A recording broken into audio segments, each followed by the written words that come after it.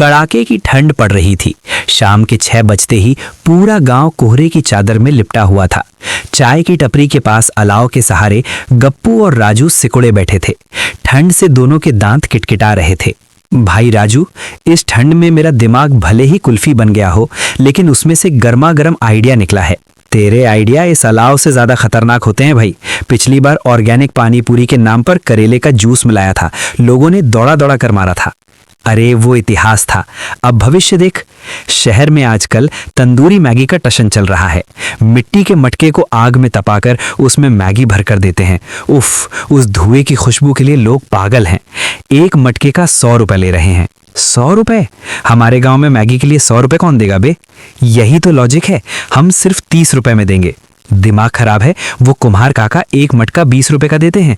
50 मटके मतलब 1000 रुपए तो सीधे गए। फिर मैगी का खर्चा, कोयले का खर्चा, हमें क्या मिलेगा? सिर्फ बाबा जी का ठुल्लू। व्यापार पैसे से नहीं, भेजे से होता है। पड़ोस वाले गांव की हाट में एक आदमी मुझे सिर्फ 2 रुपए में मटके देने को तैयार है। 2 रुपए में मटका? वो मिट्टी का है या आटे का? इतना सस्ता कैसे? अरे वो थोड़े पतले हैं, फिनिशिंग नहीं है। पर मैगी खाने वालों को फिनिशिंग से क्या मतलब? मैगी तो उसमें 5 मिनट ही रहेगी ना। खा पी कर फेंकने वाली चीज पर 20 रुपए क्यों फूकना? 2 रुपए वाले मटके से काम चलाएंगे, प्रॉफिट ही प्रॉफिट। देख गप्पू, सस्ता रोए बार बार। मुझे लग रहा है वो मटके धोखा देंगे। तू ज्यादा साइंस मत लगा, मिट्टी तो मिट्टी है, सख्त हो या नर्म, आग लगते ही सब सेट हो जाएगा। वो 2 रुपए वाले मटके ही फाइनल हैं।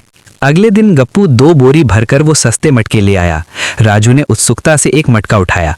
वो इतना हल्का था जैसे उसे गत्ते से बनाया हो। अबे ये क्या है, इतना हल्का? जोर से फूंक मारूं तो उड़ जाएगा। इसे कहते हैं लाइट वेट टेक्नोलॉजी।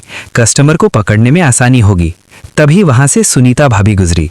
गप्पू और मटों का ढेर देखकर उनके चेहरे पर व्यंग वाली हंसी आ गई। क्यों गप्पू, अब क्या कुम्हारगिरी शुरू कर दी? पर ये मटके हैं या पापड़? पानी डाला तो गल जाएंगे। भाभी, आप हमेशा नेगेटिव ही बोलती हैं। ये स्पेशल इको फ्रेंडली मटके हैं। इनमें आंच जल्दी लगती है, गैस बचती है। आपको ये बिजनेस सीक्रेट समझ नहीं आएंगे। टन टन नहीं, डब डब आवाज आ रही है। ये पकाई हुई मटकी नहीं, बस धूप में सूखी हुई गीली मिट्टी लग रही है। इसे चूल्हे पर चढ़ाया तो बम की तरह फुस हो जाएगा, संभल कर। अरे भाभी, इसे मैं हीट ट्रीटमेंट दूंगा ना, सब सेट हो जाएगा। आप कल आकर चखना, उंगलियां चाटती रह जाओगी। तेरे प्रयोग अपनी जगह पर, खाने वालों का पेट मत जला देना। मैं पहले ही चेतावनी दे रही हूँ। उस राजू को बलि का बकरा मत बनाना। सुनीता भाभी के जाते ही गप्पू ने राजू से कहा, ये जलती है हमारी तरक्की से, तू काम शुरू कर। शाम को गप्पू ने एक बड़े पतीले में मैगी उबाली और पास के कोयले की अंगीठी पर उन छोटे मटकों को गर्म करना शुरू कर दिया। रात के 7:30 बज चुके थे। गप्पू ने घर के बाहर एक टेंट लगाया, रोशनी के लिए 2 बड़े बल्ब लटका दिए। एक बड़े बोर्ड पर लिखा था, गप्पू स्पेशल मटका तंदूरी मैगी मात्र 30 रुपए, सीमित समय के लिए। मैगी की खुशबू और सस्ते दाम ने बंटी को खींच लिया। वो अपने 4 दोस्तों की टोली लेकर आ धमका, गब्बू भाई 30 रुपए में तंदूरी मैगी? मान गए उस्ताद, शहर वाले तो लूटते हैं। लगाओ 5 स्पेशल मटके, मसाला दबा के होना चाहिए। देखा, भीड़ आ रही है, जल्दी से उन गरम मटकों में मैगी भर, ऊपर से थोड़ा मक्खन मार के दे दे। राजू ने खौलती हुई मैगी उन बेहद पतले और कमजोर मटकों पर डाली। जैसे ही गरम मैगी और ग्रेवी उस कच्ची मिट्टी से संपर्क में आई, मटके अंदर से गलने लगे और मिट्टी गीली होकर पेस्ट जैसी बनने लगी। लेकिन गप्पू ने ध्यान नहीं दिया।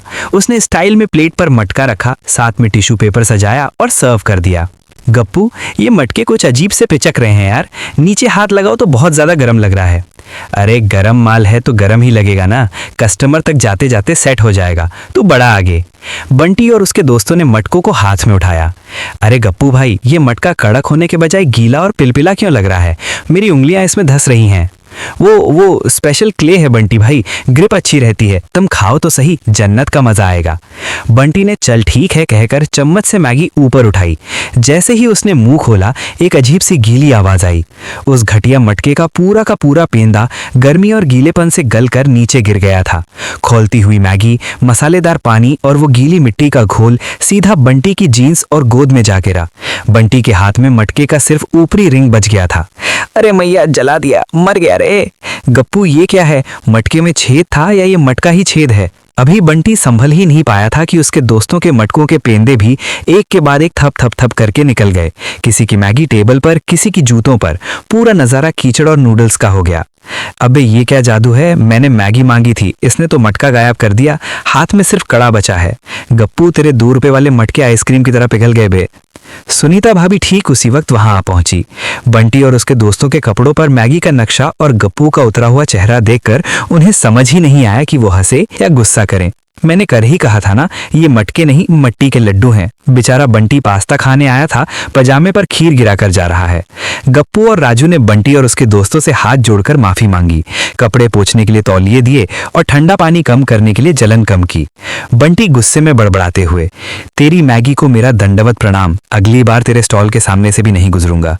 सबके जाने के बाद गप्पू उन बचे हुए मटकों के रिंग्स को देखते हुए उदास बैठा था। पूरा प्लान उल्टा पड़ गया राजू। 1000 रुपए बचाने के चक्कर में इज्जत का फालूदा हो गया। इज्जत के साथ साथ मेरी नई शर्ट भी गई। गिरती हुई मैगी को कैच करने के चक्कर में मैं ही तंदूरी बन गया।